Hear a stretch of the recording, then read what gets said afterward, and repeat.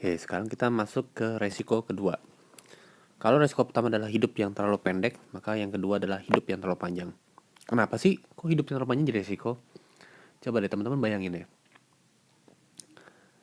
Kalau teman-teman punya kakek nenek, kira-kira mereka biayanya lebih gede nggak dikeluarin? Lebih besar ya.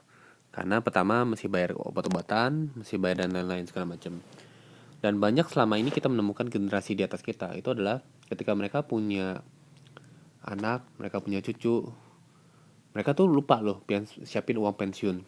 Sehingga karena hidupnya terlalu panjang, tanda kutip masih hidup, dan akhirnya secara nggak langsung membebankan dari anaknya.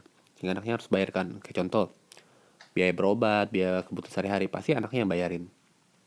Nggak salah sih dengan itu, tapi akan lebih baik kalau misalnya kita, apalagi generasi kita sekarang nih, lebih better kan ketika nanti kita udah pensiun, kita tuh nggak nyusahin anak gitu. Ya anak masih pusing dengan masalah kebutuhan rumah tangga sehari-hari, dengan anaknya sekolah, masa kita bebanin lagi? So, menurut saya sih sebagai orang tua yang baik, sebenarnya kita kalau bisa kita nggak bebanin, kita nggak perlu bebanin. Nah, ada 3 fase dalam seseorang.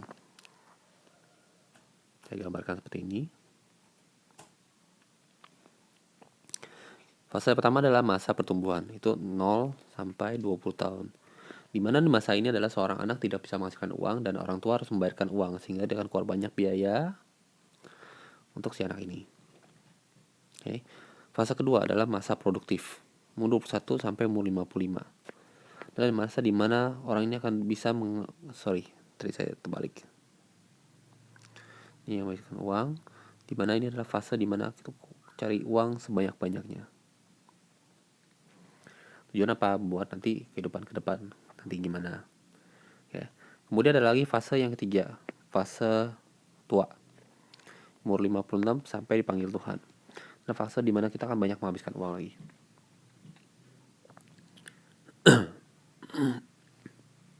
Nah, pertanyaannya, penting nggak kalau kita untuk menyiapkan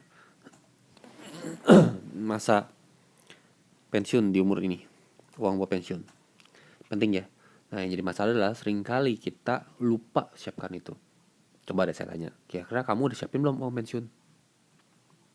Kebayang nggak mau berapa? Nah, banyak kan rata-rata jawabnya belum.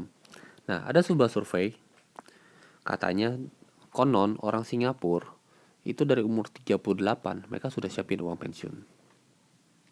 Sehingga umur 45 mereka udah bisa pensiun sebenarnya. Ya, walaupun hidup pasangan mereka bisa lah. Nah, orang Jepang itu 40 sampai 45. Kira-kira kamu tahu nggak orang Indonesia umur berapa?